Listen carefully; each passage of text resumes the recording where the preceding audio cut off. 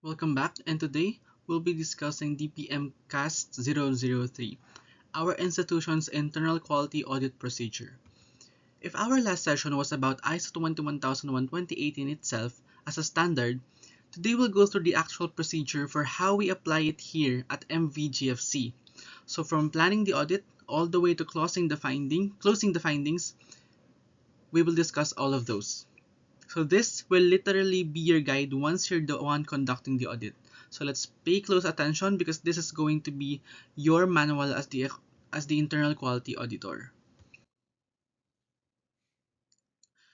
So before we get into details, let's look at the roadmap first. First, we'll go back to the purpose and scope of the procedure. So to clarify why it was created and who it applies to.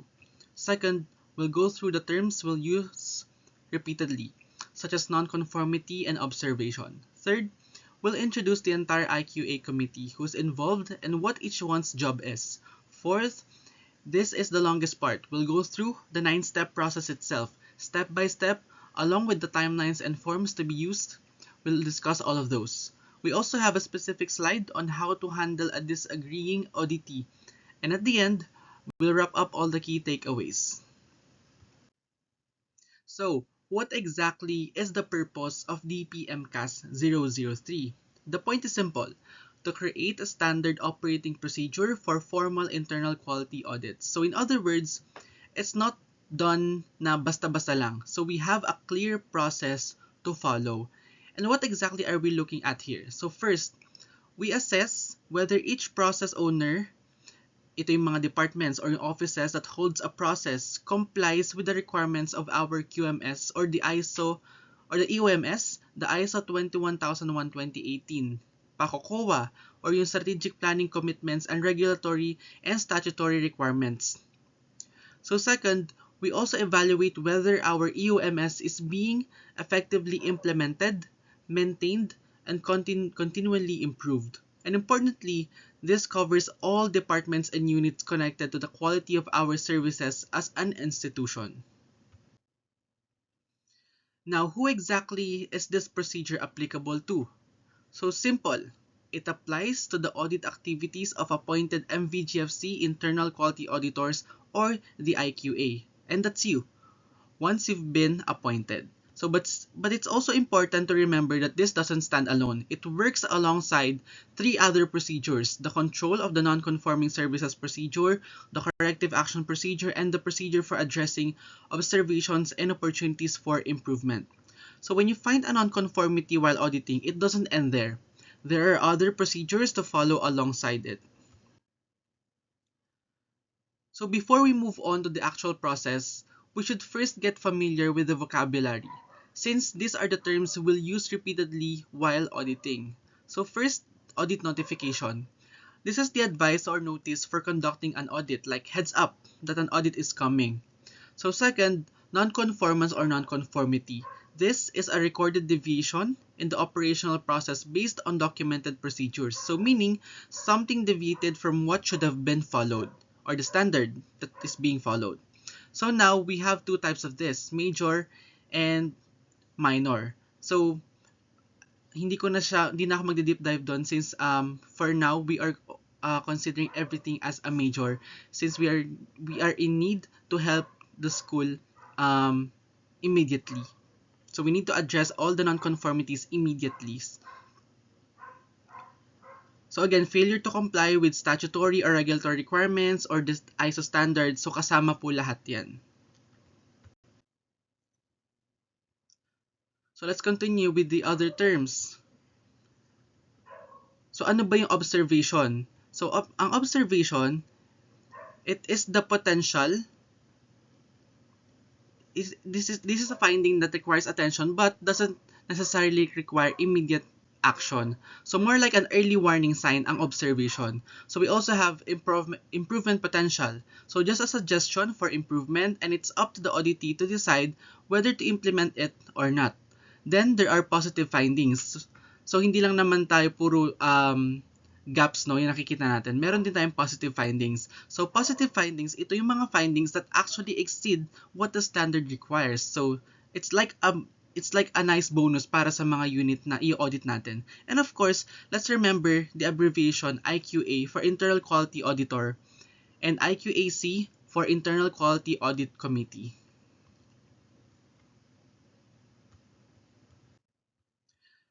So now let's get to know the entire Internal Quality Audit Committee or the IQAC.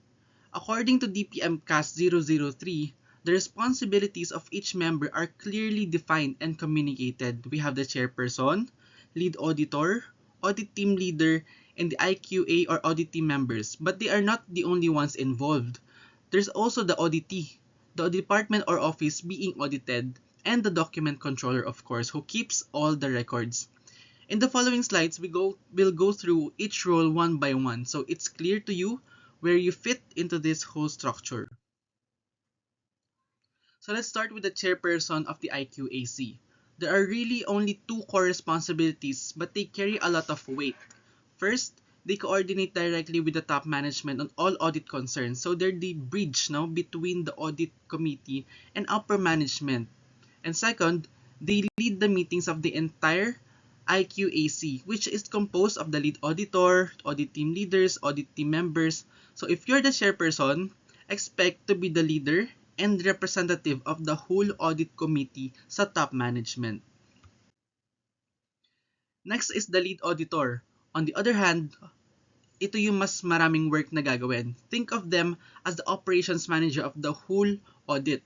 So like the chairperson, they also coordinate directly sa top management. And when the chairperson is absent, they step in as presiding officer.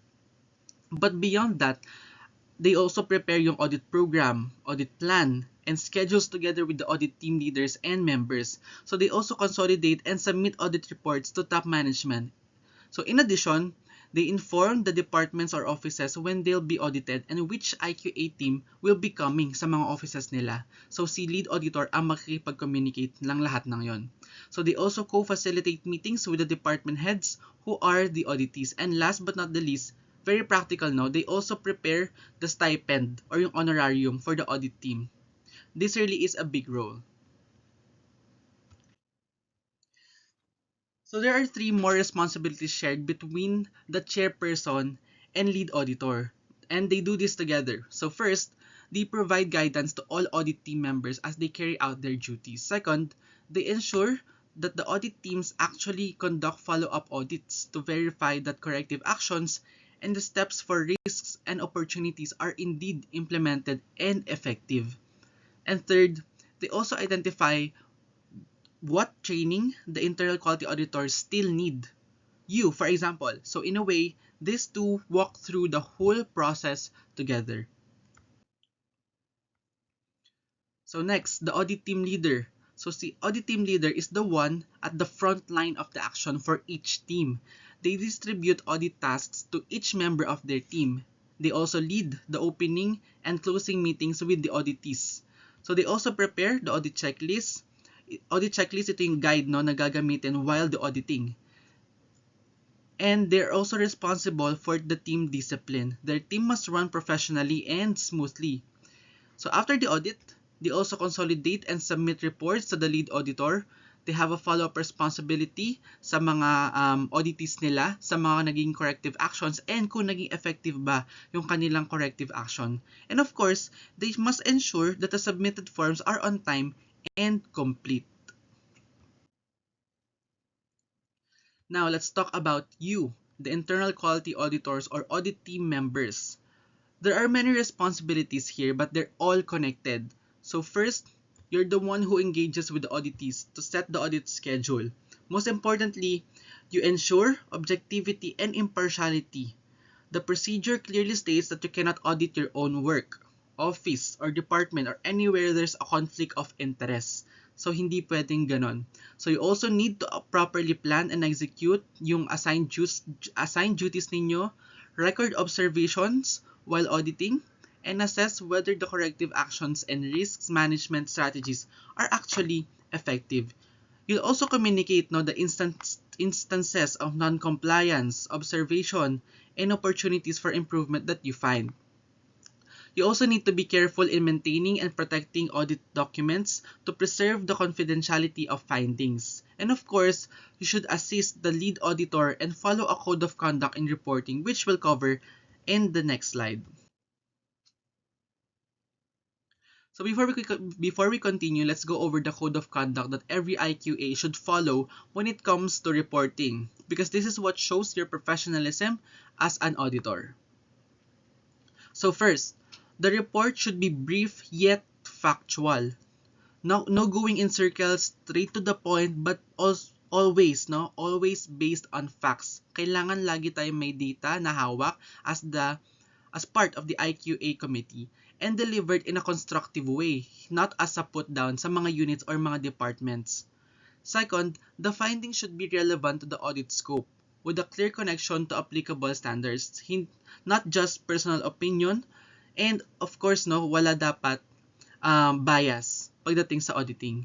And third, perhaps the most important, the report should be free from personal bias nga. Keep your personal feelings about a person or department separate from the objective truth na naobserbahan ninyo during the audit sa kanila.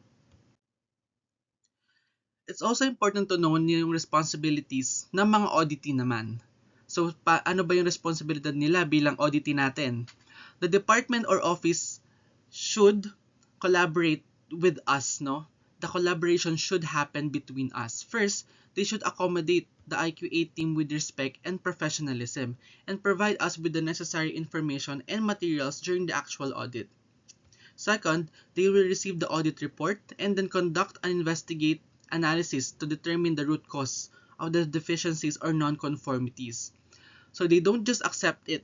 Kailangan mag-investigate sila, mag-root cause analysis sila kung bakit nangyari or bakit lumitaw yung mga non-conformities na yon sa unit nila.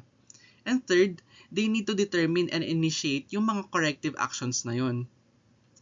Yung mga risks, yung mga opportunities, nang walang delay of course. So based on the timeline set by the management, kailangan walang magiging delay na mangyayari sa mga magiging corrective action nila. So it's not just about us who have work to do dito sa ating IQA na mangyayari. So this really is a partnership between the IQAC and the auditee. So last among our roles, we have the document controller. Ano ba ang role ni document controller, So usually sila talaga yung mga laging kasama, sa mga auditing. So their job is to ensure that all documented information related to the internal quality audit process ay properly retained and controlled, And of course, this is done in accordance with our organization's documented information control procedure. So even though na hindi sila directly involved sa audit itself, yung role nila sa buong IQA journey na to is very important because they're the keeper ng lahat ng mga records natin. Now, nandito na tayo sa heart ng procedure. Ito na yung 9 steps na sinasabi ko sa inyo kanina. From planning and preparing the audit to monitoring of closure and follow-up audit, this will happen in sequence in every audit cycle. So sa mga following slides, we'll go through each step one by one, including the sub-activities, who's responsible, how many working days it should take to complete, and which forms or records need to be used. So this will be your step-by-step guide for the actual audit. So let's start with step 1, planning and preparing the audit. First, step 1.1, the lead auditor prepares the annual audit program. Remember, our audit frequency is only once a year. They'll take into account the EOMS objectives, how important and how well the process performed, feedback from interested parties, and the results of the previous audits. So they have 3 working days, for this, and the output is the audit program. So step 1.2 from the audit program, ipe-prepare na yung audit plan naman. Within 2 working days, kailangan meron ng audit plan. Step 1.3, this is the most detailed na part. The audit plan is designed to be flexible, able to change based on circumstances so that hindi natin maiwasan na mayroong mga biglang lumilitaw na lang na mga changes sa when it comes to scheduling. So it must be reviewed and approved by the President and the Quality Directress and formally communicated sa lahat ng mga auditors and of course sa auditees natin. So this includes the audit objectives and scope, audit criteria including the ISO 21001-2018 clauses, yung institutional policies, and statutory or regulatory requirements. Identification of the department or process owner, the audit team, the date, yung place, and yung time. Kasama lahat yan sa step 1.3. So, there's also a note here. Unscheduled or spot audits are allowed in the event of a serious breakdown in the quality system or as a result of a management review. This takes 2 working days and the output is the audit plan and the memo regarding the conduct of internal quality audit. So next step is the conduct of pre-audit meeting and submission of audit checklist. So step 2.1. There will be a pre-audit meeting between the chairperson, lead auditor, audit team leaders, and the auditors. So this must be done not later than 2 weeks before the actual audit. So again, remember that kailangan 2 weeks before the actual audit magkaroon ng pre-audit meeting between the IQAC. Okay? So this takes 1 working day and the output is the minutes of the meeting no naging pre-audit meeting. So step 2.2, the audit team leaders will submit their audit checklist to the lead auditor before they begin their scheduled audit. This also takes 1 working day and the output is the audit checklist themselves. Ito yung mga guide na nagagamitin ninyo during the actual audit. So now, step 3, conduct of opening meeting. So this is the actual start na ng audit. This is held before the actual audit. It's attended by the quality head, the IQAC chairperson, the lead auditor, internal quality auditors, and of course, the auditees. So ano ba yung dinidiscuss dito? First, yung purpose and scope of the audit. Para alam ng lahat, clear sa lahat, kung bakit natin ito ginagawa. Second, the audit plan itself. And then third, the audit methodology. Paano ba natin i-conduct yung audit? No, i-discuss din doon. Fourth, the classification of findings. So everyone knows right away ano ba yung mga non-conformity, ano ba yung mga pag-OFI, ano ba siya. Kapag ba positive finding, ano ba ibig sabihin nun? So i-discuss din yon during the meeting. And lastly, clarification and settlement of issues that may come up during the actual audit. And this only takes for an hour, but it's extremely important because this sets the tone for the whole audit. So next is the audit execution, which is step number 4, or the actual audit itself. So step 4.1, as auditors, you will conduct interviews, examine documents, and observe activities and condition in the work area kung saan man kayo ma-assign. 4 working days ang allotted for this one since maraming need ayusin, maraming need gawin, maraming need interview, maraming documents na i-check. So lahat, kung sino man yung magbubuo ng IQAC, madidistribute yon sa different units and yun yung i-audit ninyo for 4 working days. So next step is the 4.2. Based on all the objective evidence you've gathered, you'll identify and document kung ano ba yung non-conformities doon, ano ba yung OFI doon, meron ba kayong positive findings na nakita. So yun na yung step 4.2. Remember, this must be based on objective evidence. Hindi dapat feeling lang or assumption lang, no? Kailangan lagi tayong may data, meron tayong basihan kung bakit natin siya nilalagay as non-conformity. Bakit ba natin siya nilagay as observation? Or bakit ba naging positive finding yon para sa unit na yon? So step 4.3, magkakaroon kayo ng wash-up meeting as an audit team. This is where we discuss yung potential audit findings natin as a team.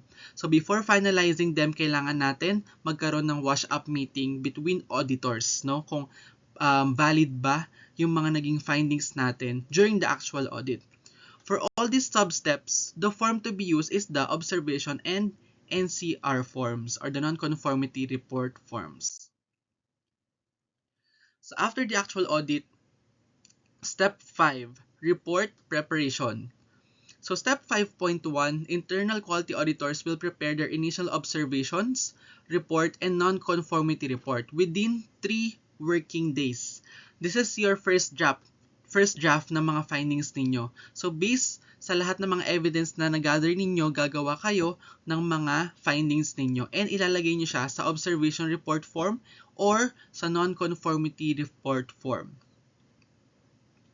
So step 5.2, lead auditor will collect all the results from the various audit team leaders and submit them to CAS. So again, kung nakita nyo dito, hindi si audit team member ang magsasubmit kay lead auditor. Si audit team member, isasubmit niya sa team leader yung mga naging findings niya, and si team leader, i-gather niya lahat ng findings na yon, and then si team leader, ang responsibility niya is isubmit kay lead auditor lahat ng mga naging findings nila as a team. So that is just within 1 working day.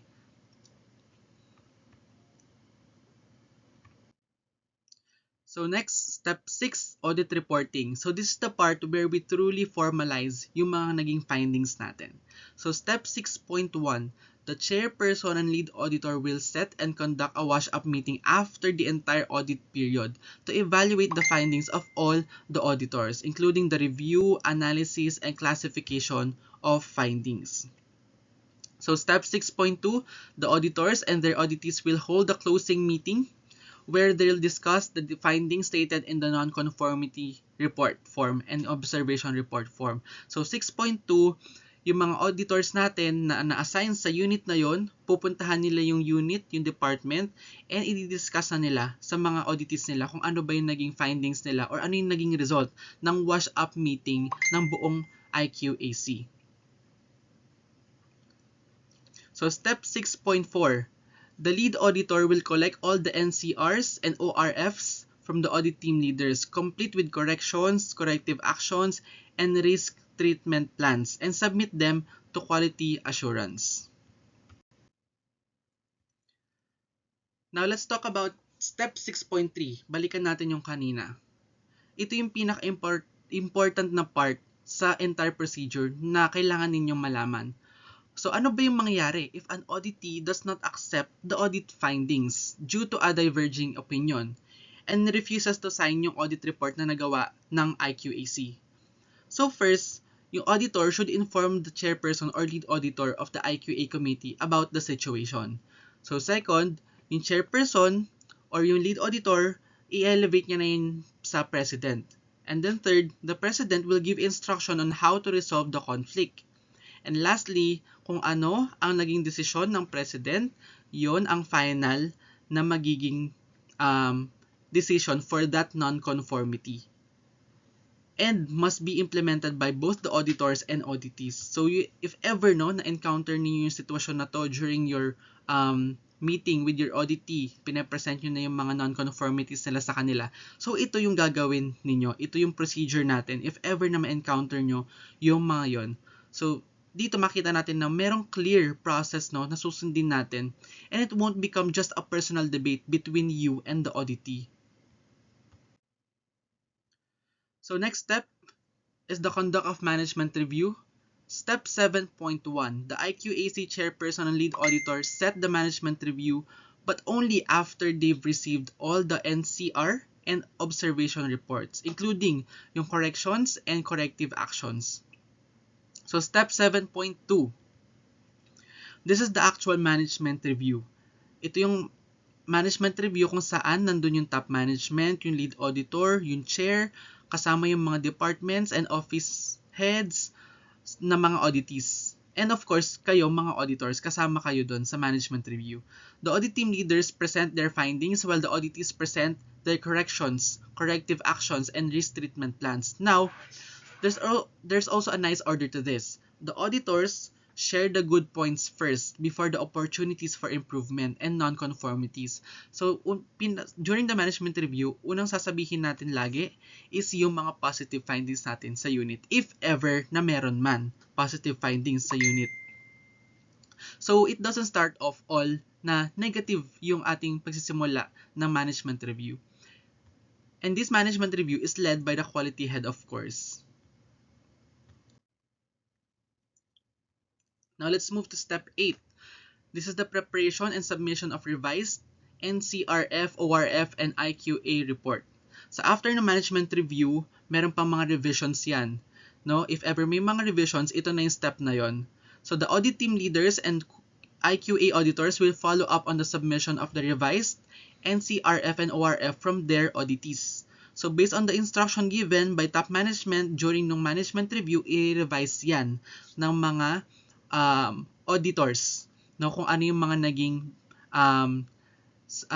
comments during the management review. So kung may comment man sa corrective action, ang top management may comment siya sa corrective action ni auditee, kailangan niyang i-revise yon. And kailangan mag-reflect yon dito na sa final na NCRF and ORF na ibibigay sa lead auditor. So, step 8.2, isasubmit na nila yung mga forms na yun sa CAS. Step 8.3, yung chairperson or lead auditor, ipiprepare niya na yung summarized copy ng entire internal quality audit findings, including yung correction, corrective action, and risk treatment plans na isasubmit sa CAS. And the output of this is called the Summary of Internal Quality Audit Findings. And now, lastly, yung step 9, monitoring of closure of NCs, potential NCs, and conduct of follow-up audit. So, yung trabaho natin as IQA, hindi lang siya natatapos kapag natapos na yung actual audit itself. Because we still need to monitor whether the identified findings are actually being addressed.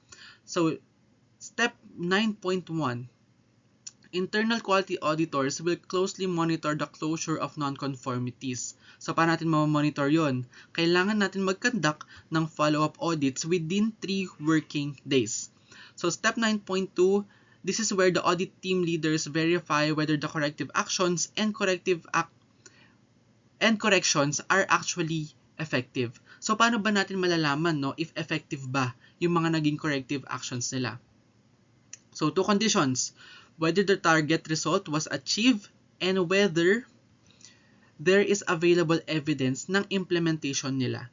No? So again, huwag kayong papayag as an auditor na wala silang mapakitang evidence na naging effective talaga yung naging actions nila towards their non-conformities. Kaya very important sa organization na meron tayong evidence sa lahat ng mga ginagawa natin. So, remember yung Plan, Do, Check, Act. Lahat yun, may evidence dapat tayo. And, yun naman ang mabigat na role ng mga document controller kasi sila magsisecure ng mga data na yon, ng mga records na yon. Sila magre-retain ng mga records na yon. So, if effectiveness still can't be determined at that time, it will simply be reviewed again at the next IQA audit. So, step 9.3, yung IQAC chairperson lead auditor will submit the audit status or closure report na sa QAS. So there's an important note here. All unresolved findings for a 1-year audit cycle will be addressed in the next cycle. So if meron mang mga non-conformities before audit cycle, 2025 audit cycle, and then hindi pa rin siya close until 2026 audit cycle, kailangan pa rin siyang i-address, no? Hindi siya dapat manatiling open lang na non-conformities. All findings is considered closed only once all its correction and corrective actions have actually been implemented. That's why, yun nga, kailangan natin ng evidence na na-implement talaga siya. So before we wrap up, let's go back over the most important points from this module. So first, this internal quality audit is a complete cycle from planning and preparing the audit to monitoring of closure and follow-up audit. 9 steps yan. It must be followed for every audit. So second, each step has a clearly defined responsible person. So may timeline yan ng working days, may specific records kung ano ba yung output na kailangan sa bawat step. So hindi siya ginawa na basta-basta lang, Meron talagang structure itong IQA natin. So third, there's also a clear process for when an auditee disagrees sa mga naging audit findings natin sa kanila. May escalation tayo sa president, para hindi nyo kailangang harapin yung sitwasyon ng mag-isa lang, Meron tayong sinusundan na escalation policy. So fourth, this procedure doesn't stand alone. Meron mga kalakip na mga procedure to. Hindi lang siya IQA procedure. And finally, let's remember, all of this is for one purpose, to ensure na sumusunod yung ating educational organization sa ISO 21001:2018 standards. And mention natin na MVGFC's EUMS continues to be implemented, maintained, and of course improved. Always remember na continuous dapat ang improvement natin. And ikaw bilang IQA member, bilang IQA auditor, ikaw ang susi para malaman natin ang mga yon and para makaklose tayo ng mga gaps na yon and para ma-maintain natin yung mga ganong standards. And that's it for our complete internal quality audit procedure, from purpose and scope to the 9 steps of the audit process and how to handle challenges along the way. I hope it's now clear to you what to do at each stage, who you should talk to, and which forms to be used. This will truly be your guide kapag nagkaroon na ng actual audit. So thank you and see you on the next video.